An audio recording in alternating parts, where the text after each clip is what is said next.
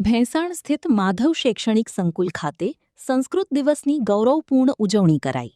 ભક્તકવિ નરસિંહ મહેતા યુનિવર્સિટીના કુલપતિ ડોક્ટર પ્રતાપસિંહ ચૌહાણ અધ્યક્ષ સ્થાને ઉપસ્થિત રહ્યા.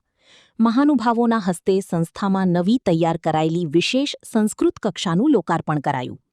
મેનેજિંગ ટ્રસ્ટી પ્રિતેશ કોઠિયા અને પ્રાંત પ્રચારક કિશોર શીલડિયા કાર્યક્રમમાં હાજર રહ્યા. વિદ્યાર્થીઓ દ્વારા વૈદિક મંત્રોચ્ચાર, શ્લોકગાન અને સંસ્કૃત સાંસ્કૃતિક પ્રસ્તુતિઓ રજૂ કરાઈ. મહેમાનોએ નવી પેઢીમાં ભારતીય સંસ્કૃતિ અને સંસ્કૃત પ્રત્યે અભિરુચિ કેળવવા પ્રેરણા આપી. આજરોજ માધવ શૈક્ષણિક સંકુલની અંદર સંસ્કૃત દિવસની ઉજવણીના ભાગરૂપે હું પ્રતાપસિંહ ચૌહાણ, કુલપતિ ભક્તકવિ નરસિંહ મહેતા યુનિવર્સિટી, આ રોજ અહીંયા આવ્યો. અહીંયા સંસ્કૃત કક્ષનું ઉદ્ઘાટન કરવામાં આવ્યું.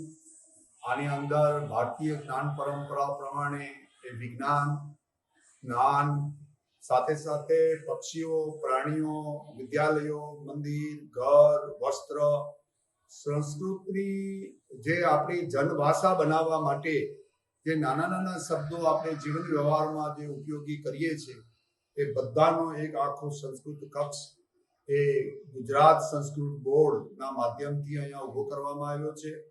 સાથે સાથે સાહિત્ય અકાદમીના બંને મહાનુભાવોનો પણ આપણે આભાર માનીએ.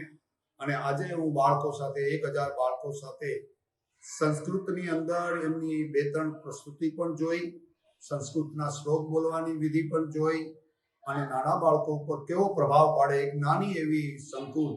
તો માધવ શૈક્ષણિક સંકુલના ટ્રસ્ટીઓ, એના આચાર્ય અને બધા શિક્ષકોને પણ અભિનંદન પાઠવું છું.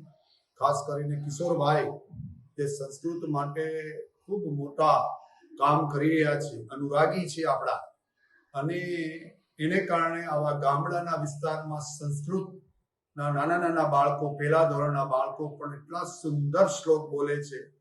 અને એનો જે ભાવ પ્રગટ થયો છે એ જોતા મને થયું કે નાના બાળકોની કાળજી એ આપણે લેવી જોઈએ. અને ખાસ કરીને ગુજરાત સંસ્કૃત બોર્ડ આવી ગ્રાન્ટ આપીને નાની નાની સ્કૂલોમાં જીવન વ્યવહારની ભાષા, શરીર વિજ્ઞાન હોય, સમુદ્ર જીવ હોય, ગૃહ હોય, આપણું ઘર કોને કહેવાય, સંબંધ કોને કહેવાય, આવી બધી નાની નાની બાબતો આપણે જીવન વ્યવહારમાં ઉપયોગ કરતી જે વાતો છે એનો આખો એક સંસ્કૃત કક્ષ ઊભો કરવામાં આવ્યો છે. હું ગુજરાત રાજ્યના મુખ્યમંત્રી ભૂપેન્દ્રભાઈ પટેલ, અમારા શિક્ષણ મંત્રી પ્રદ્યુમનભાઈ વાજા અને શિક્ષણ વિભાગ અને આ આખી સરકાર જે આ એક પ્રકલ્પ લઈને આગળ વધી રહી છે, સંસ્કૃત એ જનભાષા બને એ માટેનો પ્રયાસ શરૂ થયો છે. તો એ જોઈને મને ખૂબ જ આનંદ આવ્યો છે. કિશોરભાઈ અને એની ટીમ આખીને હું અભિનંદન પાઠવું છું.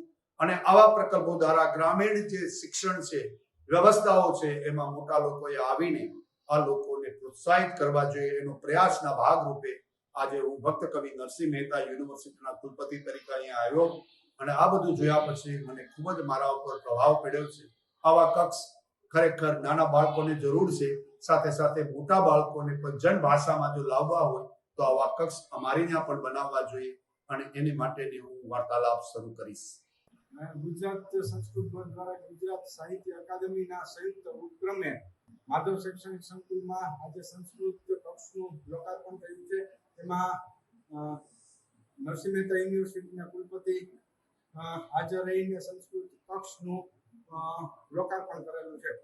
સંસ્કૃત ભાષા નાના નાના બાળકો શીખે એના માટે સંસ્કૃત કક્ષનું સરસ મજાનું આયોજન ગુજરાત સંસ્કૃત બોર્ડ દ્વારા કરવામાં આવેલ છે.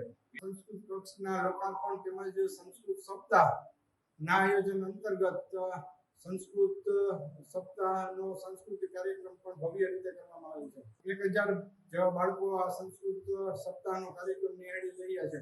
ગુજરાત સાહિત્ય અકાદમી અને શ્રી વલ્ભાચાર્ય એજ્યુકેશન ટ્રસ્ટના સંયુક્ત ઉપક્રમે આજે 25 થી 31 દરમિયાન સમગ્ર વિશ્વની અંદર સંસ્કૃત સપ્તાહ આચરણ થઈ રહ્યું છે.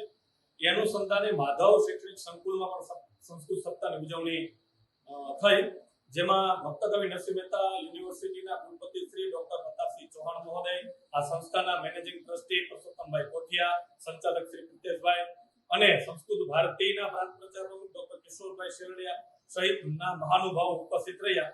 ખાસ સંસ્કૃત સપ્તાહ આચરણ અંતર્ગત જે નાના નાના બાળકો છે એ સંસ્કૃત ભાષા પ્રતિ પ્રેરિત થાય કારણ કે ભારતે દ્વે પ્રતિષ્ઠિત સંસ્કૃતમ સંસ્કૃતિસ તથા.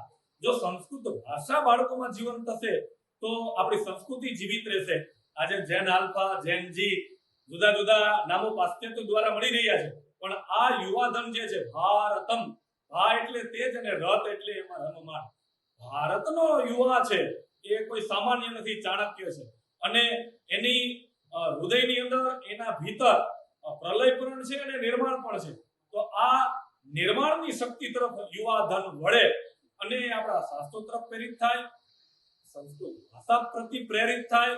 એ માટે સંસ્કૃત કક્ષ ભારતીય જ્ઞાન પરંપરાથી તેઓ વાકેફ થાય એ પ્રકારના સાંસ્કૃતિક કાર્યક્રમ કરવામાં આવે. સમગ્ર સંચાલન એવું ઘટે કે કદાચ કોલેજ અને યુનિવર્સિટીમાં પણ બાળકો દ્વારા શક્ય નથી એ પ્રકારનું નાના નાના ભૂલકાઓ દ્વારા સમગ્ર સંસ્કૃત સપ્તાહનું જે કંઈ સંચાલન છે એ સંસ્કૃત ભાષામાં કરવામાં આવ્યું, જે ખૂબ જ નોંધનીય બાબત છે. ખાસ કરીને આ સંસ્થાના સંસ્કૃત ભાષા પ્રત્યેના જે પ્રેમ અને કાર્યોને સરાહનીય છીએ. અહીંયા આ સંસ્થામાં બીજી વિશેષ વાત કરું તો બાલવાટિકાથી બાળકોને સંસ્કૃત શીખવવામાં આવે છે. નાના નાના બાળકો સરસ મજાના શ્લોકો બોલે છે. આ પૂરા પંથક માટે ને ગુજરાત માટે પ્રેરણાસ્પદ વાત કહેવાય. સંસ્કૃત સપ્તાહ દ્વારા આપણી જે મૂળ ભાષા છે એ સંસ્કૃત ભાષા, એ ભાષા પ્રતિ વિદ્યાર્થીઓ પ્રેરિત થાય, એમના ધર્મગ્રંથોને વાંચે, એ વાંચે નહીં માત્ર, એને પોતાના આચરણમાં ઉતારે. એ માટે સંસ્કૃત સપ્તાહનું પૂરા ભારતની અંદર ને વિશ્વના 27 દેશોમાં આયોજન થઈ રહ્યું છે.